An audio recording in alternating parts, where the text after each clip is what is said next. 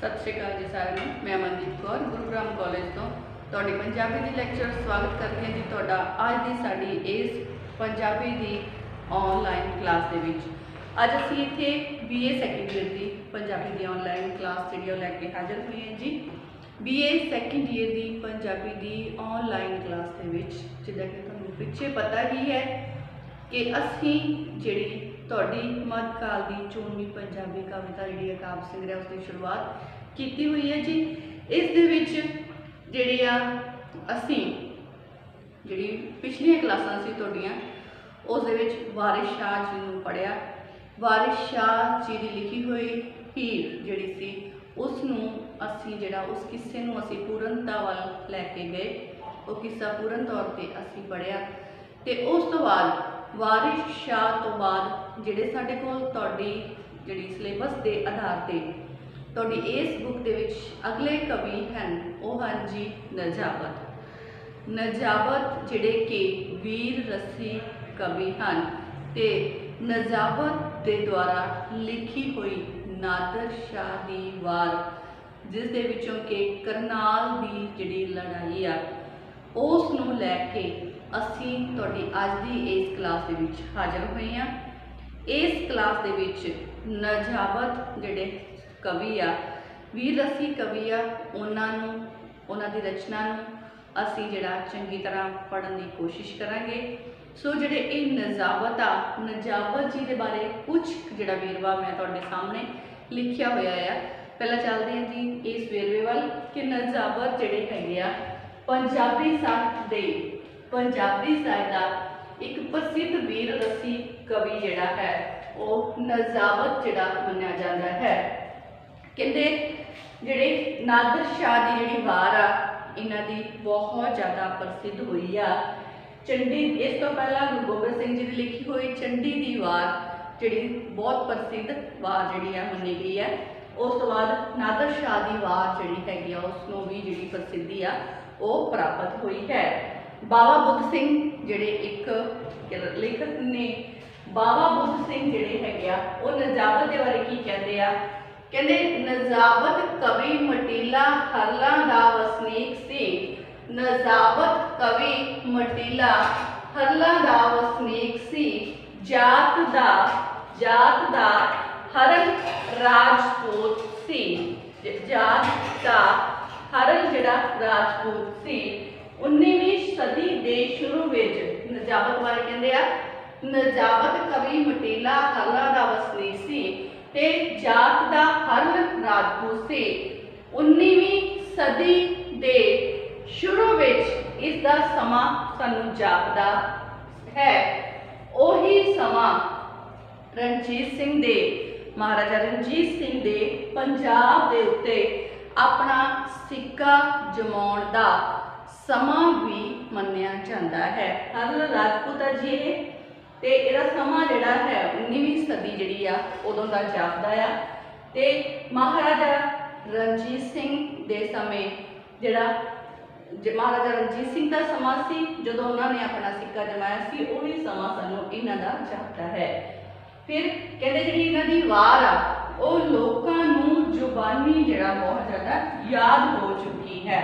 जिहड़े कई लोग जिहड़े कि इन्हां दी वार नूं पढ़ते हैं उन्हां नूं ये वार इस वार दीयां लाइनां जुबानी याद हो चुकियां हैं। फिर अगे जिहड़ा राइटर आ साडे कोल सुरिंदर सिंह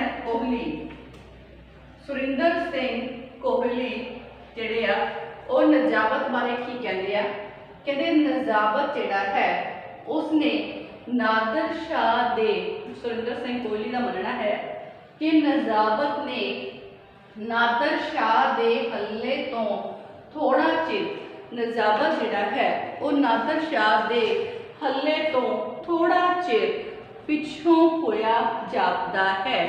नजाबत नादर शाह दे हल्ले तो थोड़ा चिर पिछों होया जापदा है। इउं जापदा है जिवें उसने इस लुट मार नूं अखी वेखिया होवे। उस दे द्वारा अपनी लिखी हुई वार दे विच पेश किए हुए दृश्य कतलेआम का दृश्य होर सारे दृश्य जिहड़े आ वो इस तरह लगते आ कि जिस तरह उसने सारा कुछ जिहड़ा किस्सा है इसनूं अखीं वेखिया होवे।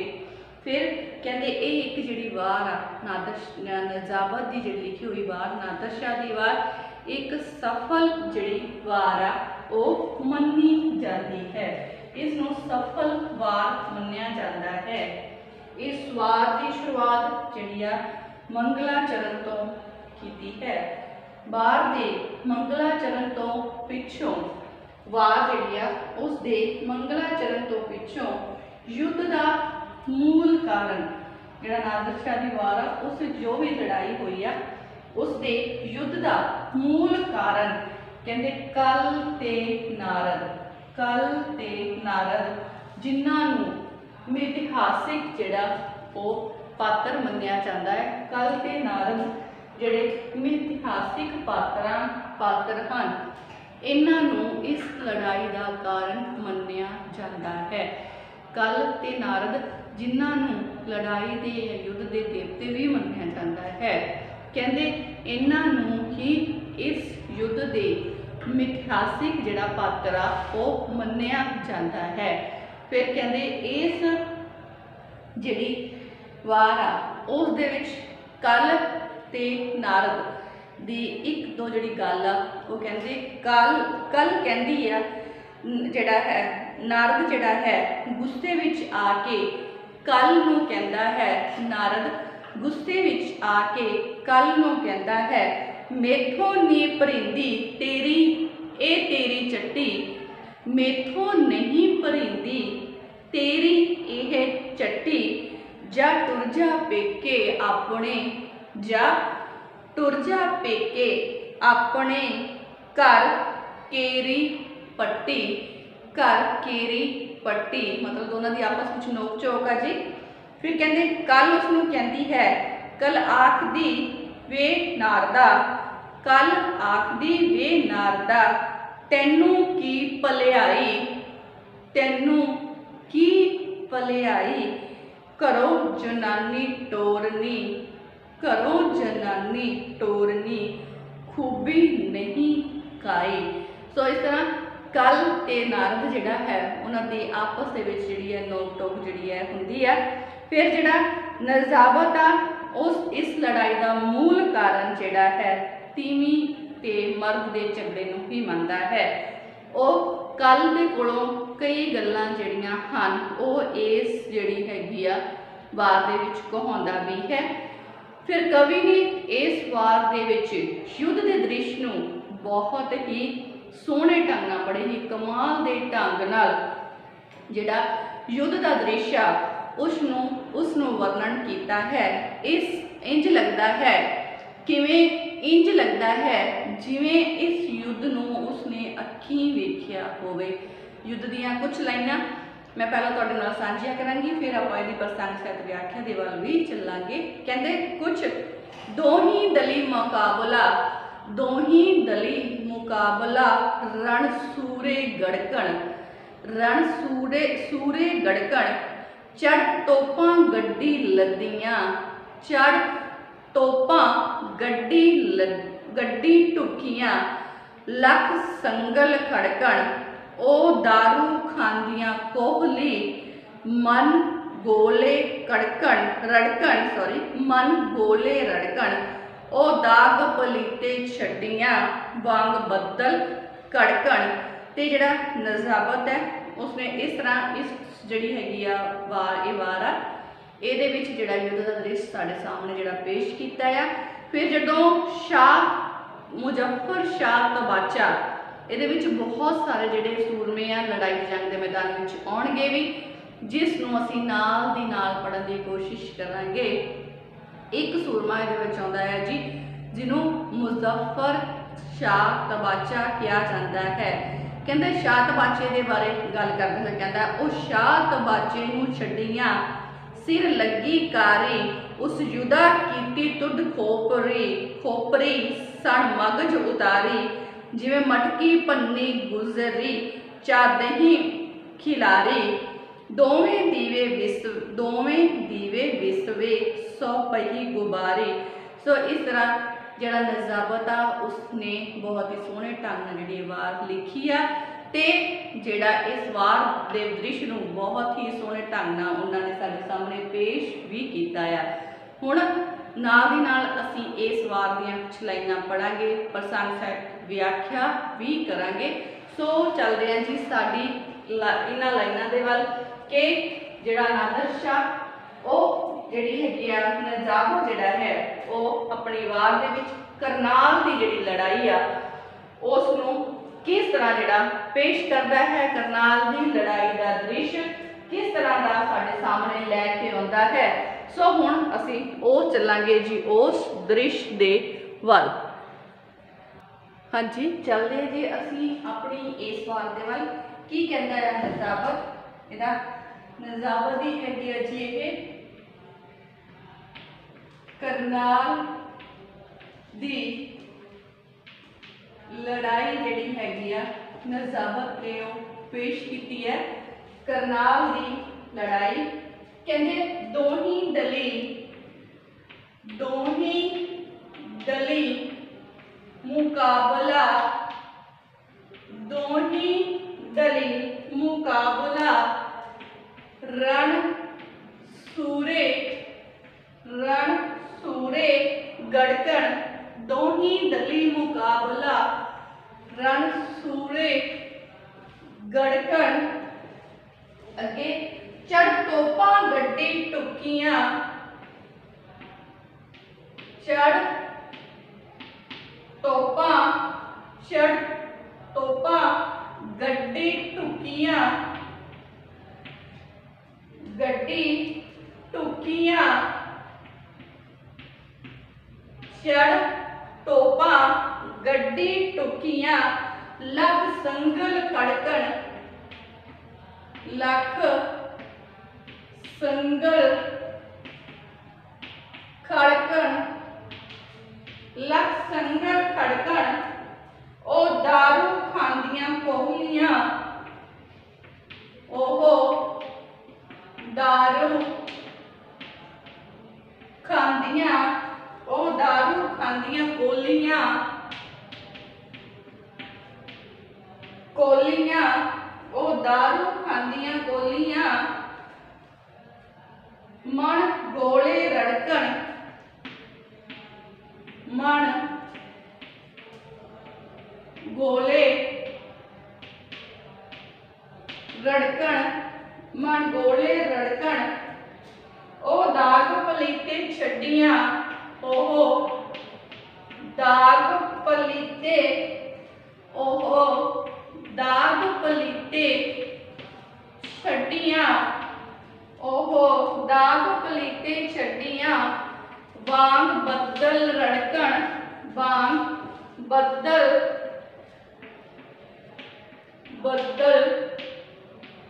कड़कण, वांग बदल कड़कण।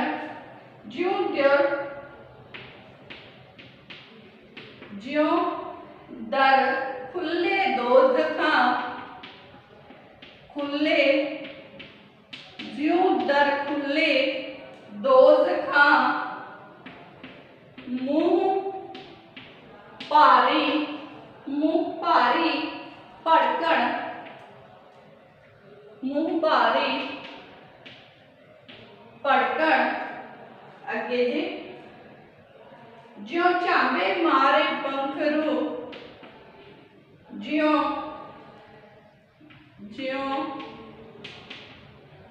झांबे मारे पंखरू,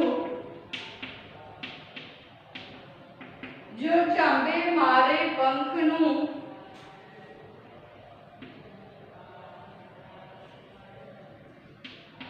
ज्यों झांबे मारे पंख नूं विच बागां दे फड़कण, विच बागां दे फड़कण। अगे कहंदे झड़े टुटे हंबला, झड़े टुटे झड़े टुरटे झड़े टुटे हम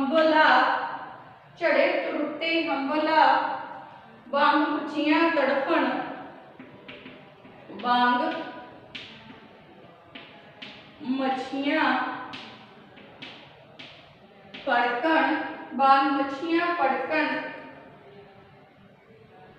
वांग मच्छियां तड़फण, वांग मच्छियां तड़फण। अगे ज्यों चली अग्गा लगियां, ज्यों चली अग्गा लगियां, अग्गा लगियां रण सूरे तड़फण, रण सूरे तड़फण। ओ हशर दिहाड़ा देख के, ओ हशर दिहाड़ा, ओ हशर दिहाड़ा वेख के, वेख के दल दोवें धड़कण, दल दोवें धड़कण। हाँ जी, की कह रहा है जिहड़ा कवि है इहदे विच, कहंदे करनाल दा जिहड़ा मैदान है, करनाल दे मैदान विच जिहड़ा ईरानी बादशाह है, ईरानी जिहड़ी फौज दा बादशाह है नादर शाह,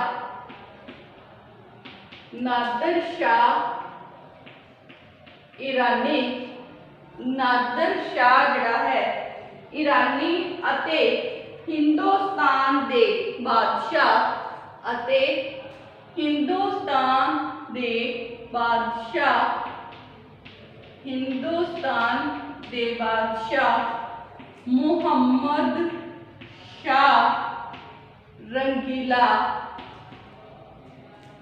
मुहम्मद शाह रंगीले दे विच जिहड़ी इह लड़ाई आ वो हो रही आ। एक पासे ईरानी फौज का जिहड़ा बादशाह है वो नादर शाह है, ते दूजे पासे हिंदुस्तानी जिहड़ी फौज है उसका मुगल बादशाह मुहम्मद शाह रंगीला है, जिस दे विचकार जिहड़ा है वो ये जिहड़ी लड़ाई आ वो होनी शुरू हो चुकी है।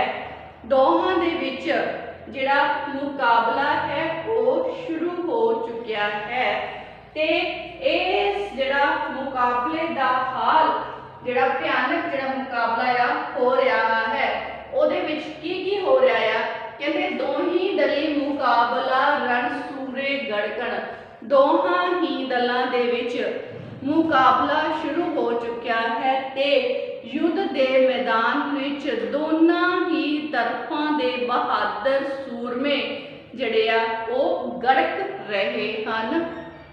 मतलब युद्ध दे विच जिहड़ा लड़ाई करन नूं जिहड़ा एक दूजे ते बड़का मारन गड़क रहे हन। चढ़ तोपां गड्डी ढुखियां, ते इस युद्ध दे मैदान दे विच गड्डियां दे उत्ते लद के लिआंदियां गईयां तोपां भी पहुंच गईयां हन, ते संगल जिहड़े हा वो इन्हां तोपां नूं जो बन के लिआंदा गया है उन्हां जिहड़े गड्डियां दे उत्ते लद के लिआंदियां होईयां जिहड़ियां तोपां हन उन्हां दे जिहड़े संगल आ ओह इस जिहड़ा जंग दे मैदान विच खड़क रहे हैं। लखां ही संगल इस जंग दे मैदान विच खड़क रहे हैं। कहंदे ओ दारू खांदियां कौलियां, ये जिहड़ियां तोपां हन इन्हां विच कौलियां भर भर के बारूद जिहड़ा है पाया जांदा है। ओ दारू खांदियां कौलियां ते कहंदे इन्हां विच कौलियां भर भर के बारूद जिहड़ा है वो पाया जा रहा है, ते यह मन मन दे गोले जिहड़े हन वो वरा रहियां हन। मन मन अग दे गोले जिहड़ा वो वरा रहियां हन। कहंदे ओ दाग पलीते ਜਿਹੜੀਆਂ ਇਹਨਾਂ ਤੋਪਾਂ ਦੇ ਪਲੀਤਿਆਂ ਨੂੰ ਜਦੋਂ ਦਾਗਿਆ ਜਾਂਦਾ ਹੈ, ਅੱਗ ਲਗਾਈ ਜਾਂਦੀ ਹੈ, ਤਾਂ ਇਹ ਬੱਦਲਾਂ ਵਾਂਗ ਜਿਹੜਾ ਕੜਕਣਾ ਸ਼ੁਰੂ ਕਰ ਦਿੰਦੀਆਂ ਹਨ। ਕਹਿੰਦੇ ਜਦੋਂ ਇਹਨਾਂ ਤੋਪਾਂ ਦੇ ਪਲੀਤਿਆਂ ਨੂੰ ਅੱਗ ਲਾਈ ਜਾਂਦੀ ਹੈ, ਦਾਗਿਆ ਜਾਂਦਾ ਹੈ, ਤਾਂ ਇਹ ਬੱਦਲਾਂ ਵਾਂਗ ਕੜਕਣਾ ਸ਼ੁਰੂ ਕਰ ਦਿੰਦੀਆਂ ਹਨ। ਕਹਿੰਦੇ ਇਹ ਇਸ ਤਰ੍ਹਾਂ ਲੱਗਦੀਆਂ ਹਨ, ਜਿਹੜੇ ਬੱਦਲਾਂ ਵਾਂਗ ਕੜਕਦੀਆਂ ਹੋਈਆਂ ਮਣ ਦੇ ਗੋਲੇ, ਅੱਗ ਦੇ ਗੋਲੇ ਭਰਾਉਂਦੀਆਂ ਹੋਈਆਂ, ਫਿਰ ਇਹ ਇਸ ਤਰ੍ਹਾਂ ਲੱਗ ਰਹੀਆਂ ਹਨ ਜਿਸ ਤਰ੍ਹਾਂ ਕਹਿੰਦੇ ਜਿਹੜਾ ਹੈ ਜਿਉਂ ਦਰ ਖੁੱਲੇ ਦੋਜ਼ਖਾਂ, ਜਿਸ ਤਰ੍ਹਾਂ ਕਿ ਨਰਕਾਂ ਦਾ ਜਿਹੜਾ ਦਰਵਾਜ਼ਾ ਹੈ ਉਸ ਨੂੰ ਖੋਲ ਰਹੀਆਂ ਹੋਣ, ਜਿਉਂ ਦਰ ਖੁੱਲੇ ਦੋਜ਼ਖਾਂ ਨੂੰ ਭਾਰੀ ਭੜਕਣ। ਕਹਿੰਦੇ ਇਹ ਫਿਰ ਜਦੋਂ ਮਣ ਦੇ ਗੋਲੇ ਭਰਾਉਂਦੀਆਂ ਹੋਈਆਂ ਬੱਦਲਾਂ ਵਾਂਗ ਕੜਕਦੀਆਂ ਹੋਈਆਂ ਇਸ ਤਰ੍ਹਾਂ ਲੱਗ ਰਹੀਆਂ ਹਨ ਜਿਸ ਤਰ੍ਹਾਂ ਕਿ ਜਿਹੜਾ ਹੈ ਨਰਕਾਂ ਦਾ ਦਰਵਾਜ਼ਾ ਕਿਸੇ ਨੇ ਖੋਲ ਦਿੱਤਾ ਹੋਵੇ, ਮੂੰਹ ਭਾਰੀ ਭੜਕਣ, ਜਿਸ ਤਰ੍ਹਾਂ ਜਿਹੜੇ ਨਰਕਾਂ ਦਾ ਦਰਵਾਜ਼ਾ ਖੁੱਲ ਗਿਆ ਹੋਵੇ। ਤੇ ਇਸ ਦੇ ਵਿੱਚ ਜਿਹੜੇ ਮਰ ਚੁੱਕੇ ਸੂਰਮਿਆਂ ਉਹਨਾਂ ਨੂੰ ਲਿਜਾਇਆ ਜਾ ਰਿਹਾ ਹੋਵੇ। ਜਿਹੜਾ ਨਰਕਾਂ ਦਾ ਦਰਵਾਜ਼ਾ ਹੈ ਉਹ ਆਪਣਾ ਮੂੰਹ ਭਰ ਕੇ ਖੁੱਲ ਗਿਆ ਹੋਵੇ। ਫਿਰ ਕਹਿੰਦੇ ਇਹ ਅੱਗੇ ਜਿਹੜਾ ਹੈਗਾ ਯੁੱਧ ਦੇ ਮੈਦਾਨ ਦਾ ਹਾਲ ਆ ਉਹਨੂੰ ਬਿਆਨ ਕਰਦੇ ਹੋਏ ਜਿਹੜਾ ਕਹਿ ਰਿਹਾ, ਕਹਿੰਦੇ ਜਿਉਂ ਝਾਂਬੇ ਮਾਰੇ ਪੰਖ ਨੂੰ। ਹੁਣ ਜਿਹੜਾ ਯੁੱਧ ਦੇ ਮੈਦਾਨ ਦੇ ਵਿੱਚ ਕਹਿੰਦੇ ਇਹਨਾਂ ਗੋਲਿਆਂ ਦੇ ਨਾਲ ਜਿਹੜੇ ਸੂਰਮੇ ਆ ਉਹ ਇਸ ਤਰ੍ਹਾਂ ਫੜਕ ਕੇ ਡਿੱਗ ਰਹੇ ਹਨ, ਜਿਸ ਤਰ੍ਹਾਂ ਜ਼ੋਰਦਾਰ ਕਹਿੰਦੇ ਜਿਉਂ ਝਾਂਬੇ ਮਾਰੇ। ਕਹਿੰਦੇ ਇਸ ਯੁੱਧ ਦੇ ਮੈਦਾਨ ਵਿੱਚ ਤੋਪਾਂ ਦੇ ਗੋਲਿਆਂ ਦੇ ਕਾਰਨ ਕਹਿੰਦੇ ਜਿਹੜੀਆਂ ਤੋਪਾਂ ਆ ਉਹਨਾਂ ਦੇ ਵਿੱਚ ਜਿਹੜੇ ਗੋਲੇ ਨਿਕਲ ਰਹੇ ਹਨ, ਉਹਨਾਂ 'ਚ ਜਿਹੜੀ ਅੱਗ ਨਿਕਲ ਰਹੀ ਹੈ ਉਹ ਇਸ ਤਰ੍ਹਾਂ ਹੈ ਜਿਵੇਂ ਨਰਕ ਦਾ ਦਰਵਾਜ਼ਾ ਕਿਸੇ ਨੇ ਖੋਲ ਦਿੱਤਾ ਹੋਵੇ। ਤੇ ਇਸ ਵਿੱਚ ਜਿਹੜੇ ਸੂਰਮੇ ਆ ਉਹ ਇਸ ਤਰ੍ਹਾਂ ਖਤਮ ਹੋ ਰਹੇ ਹਨ ਜਿਸ ਤਰ੍ਹਾਂ ਭਾਰੀ ਬਾਛੜ ਦੇ ਕਾਰਨ, ਭਾਰੀ ਜਿਹੜਾ ਮੀਂਹ ਪੈਣ ਦੇ ਕਾਰਨ ਜ਼ੋਰਦਾਰ ਬਾਛੜ ਦੇ ਮਾਰੇ ਹੋਏ ਜਿਹੜੇ ਪੰਛੀ ਹੈ ਉਹ ਬਾਗਾਂ ਵਿੱਚ ਫੜਕ ਕੇ ਡਿੱਗ ਰਹੇ ਹੋਣ। ਜੋ ਝਾਂਬੇ ਮਾਰੇ ਪੰਖ ਨੂੰ ਮਤਲਬ ਪੰਛੀ, ਜਿਸ ਤਰ੍ਹਾਂ ਜ਼ੋਰਦਾਰ ਬਾਰਿਸ਼ ਦੇ ਕਾਰਨ ਜਿਹੜਾ ਝਾਂਬਾ ਮਤਲਬ ਜ਼ੋਰਦਾਰ ਬਾਛੜ ਆਈ ਤੇ ਉਸ ਦੇ ਕਾਰਨ ਜਿਹੜੇ ਪੰਛੀ ਆ ਉਹ ਬਾਗਾਂ ਦੇ ਵਿੱਚ ਫੜਕ ਕੇ ਜਿਹੜੇ ਡਿੱਗ ਰਹੇ ਹੋਣ। ਫਿਰ ਅੱਗੇ ਕਹਿੰਦੇ ਜਿਉਂ ਤਰੁੱਟੇ ਹੰਬਲਾ ਵਾਂਗ ਮੱਛੀ ਫੜਕਣ। ਕਹਿੰਦੇ ਜਿਸ ਤਰ੍ਹਾਂ ਜਿਹੜਾ ਹੈ ਵੱਡੇ ਟੁੱਕੇ, ਜਿਉਂ ਤਰੁੱਟੇ ਹੰਬਲਾ, ਕਹਿੰਦੇ ਜਿਹੜੇ ਵੱਡੇ ਟੁੱਕੇ ਜਿਹੜੇ ਸੂਰਮੇ ਹਨ ਉਹ ਮੱਛੀਆਂ ਦੇ ਵਾਂਗ, ਜਿਸ ਤਰ੍ਹਾਂ ਮੱਛੀਆਂ ਸਮੁੰਦਰ ਦੇ ਪਾਣੀ ਤੋਂ ਬਾਹਰ ਆ ਕੇ ਜਾਂ ਮੱਛੀਆਂ ਪਾਣੀ ਤੋਂ ਬਾਹਰ ਆ ਕੇ ਤੜਪ ਕੇ ਮਰ ਜਾਂਦੀਆਂ ਹਨ, ਇਸ ਤਰ੍ਹਾਂ ਹੀ ਜਿਹੜੇ ਇਹ ਸੂਰਮੇ ਹਨ, ਜਿਹੜੇ ਵੱਡੇ ਟੁੱਕੇ ਸੂਰਮੇ ਹਨ ਉਹ ਇਸ ਤਰ੍ਹਾਂ ਤੜਪ ਕੇ ਮਰ ਰਹੇ ਹਨ ਕਿ ਜਿਸ ਤਰ੍ਹਾਂ ਜਿਹੜੀ ਮੱਛੀਆਂ ਹਨ ਉਹ ਬਿਨਾਂ ਪਾਣੀ ਤੋਂ ਤੜਪ ਕੇ ਜਿਹੜੀਆਂ ਮਰ ਰਹੀਆਂ ਹੋਣ। ਫਿਰ ਜਿਉਂ ਚੱਲੀ ਅੱਗਾਂ ਲੱਗੀਆਂ ਰਣ ਸੂਰੇ ਤੜਪਣ। ਫਿਰ ਕਹਿੰਦੇ ਇਹ ਇਸ ਤਰ੍ਹਾਂ ਹੈ ਜਿਵੇਂ ਬੇਲੇ ਨੂੰ ਅੱਗ ਲੱਗ ਗਈ ਹੋਵੇ, ਜਿਸ ਤਰ੍ਹਾਂ ਜਿਉਂ ਚੱਲੀ ਅੱਗਾਂ ਲੱਗੀਆਂ ਰਣ ਸੂਰੇ ਤੜਪਣ, ਜਿਸ ਤਰ੍ਹਾਂ ਬੇਲਿਆਂ ਨੂੰ ਅੱਗ ਲੱਗ ਗਈ ਹੋਵੇ ਤੇ ਉਸ ਵਿੱਚ ਜਿਹੜੇ ਬਹਾਦਰ ਸੂਰਮੇ ਆ ਉਹ ਤੜਪ ਕੇ ਮਾਰ ਰਹੇ ਹੋਣ। ਇਹ ਹਸ਼ਰ ਦਿਹਾੜਾ ਵੇਖ ਕੇ ਦਲ ਦੋਵੇਂ ਧੜਕਣ। ਇਸ ਤਰ੍ਹਾਂ ਇਹ ਯੁੱਧ ਦੇ ਮੈਦਾਨ ਦਾ ਇਹ ਦ੍ਰਿਸ਼ ਦੇਖ ਕੇ, ਇਸ ਕਤਲੇਆਮ ਦੇ ਦ੍ਰਿਸ਼ ਨੂੰ ਦੇਖ ਕੇ ਦੋਹਾਂ ਹੀ ਫੌਜਾਂ ਦੇ ਜਿਹੜੇ ਦਿਲ ਸੀ, ਦੋਹਾਂ ਹੀ ਦਲਾਂ ਦੇ ਦਿਲ, ਦੋਹੀ ਹੀ ਫੌਜਾਂ ਦੇ ਦਿਲ, ਨਾਦਰ ਸ਼ਾਹ ਇਰਾਨੀ ਦੀਆਂ ਫੌਜਾਂ ਤੇ ਮੁਹੰਮਦ ਸ਼ਾਹ ਰੰਗੀਲੇ ਦੀਆਂ ਫੌਜਾਂ ਦੇ ਬਹਾਦਰਾਂ ਦੇ ਜਿਹੜੇ ਦਿਲ ਸੀ ਉਹ ਧੜਕਣ ਲੱਗ ਚੁੱਕੇ ਸਨ। ਸੋ ਇਹ ਸੀਗਾ ਜੀ ਸਾਡਾ ਅੱਜ ਦਾ ਕਰਨਾਲ ਦੀ ਲੜਾਈ ਦਾ ਜਿਹੜੀ ਅਸੀਂ ਸ਼ੁਰੂਆਤ ਆ ਕੀਤੀ ਉਹਦਾ ਪਹਿਲਾ ਪੈਰਾ। ਹੁਣ ਜਿਹੜੀ ਕਰਨਾਲ ਦੀ ਜਿਹੜੀ ਲੜਾਈ ਆ ਇਸ ਨੂੰ ਅੱਗੇ ਜਿਹੜਾ ਹੈ ਉਹ ਲੈ ਕੇ ਅਸੀਂ ਕੱਲ ਦੀ ਤੁਹਾਡੀ ਕਲਾਸ ਦੇ ਵਿੱਚ ਹਾਜ਼ਰ ਹੋਵਾਂਗੇ। ਤਦ ਤੱਕ ਤੁਸੀਂ ਜਿਹੜਾ ਹੈ ਇਸ ਨੂੰ ਪੜ੍ਹਨ ਦੀ ਕੋਸ਼ਿਸ਼ ਕਰਿਓ, ਸਮਝਣ ਦੀ ਕੋਸ਼ਿਸ਼ ਕਰਿਓ ਤੇ ਜਿਹੜਾ ਹੈ ਇਹਦਾ ਜਿਹੜਾ ਨਜ਼ਾਬਤ ਦਾ ਜਿਹੜਾ ਮੈਂ ਲਿਖਾਇਆ ਹੈ ਉਸ ਨੂੰ ਆਪਣੇ ਕਾਪੀਆਂ ਦੇ ਉੱਤੇ ਨੋਟ ਜ਼ਰੂਰ ਕਰਕੇ ਰੱਖਿਓ। ਹੁਣ ਮਿਲਦੇ ਹਾਂ ਜੀ ਸਾਡੀ ਕੱਲ ਦੀ ਕਲਾਸ ਵਿੱਚ। ਤਦ ਤੱਕ ਘਰਾਂ ਵਿੱਚ ਰਹੋ, ਸੁਰੱਖਿਅਤ ਰਹੋ, ਪੜ੍ਹਦੇ ਰਹੋ, ਕਲਾਸ ਜ਼ਰੂਰ ਅਟੈਂਡ ਕਰਿਆ ਕਰੋ। ਧੰਨਵਾਦ ਜੀ।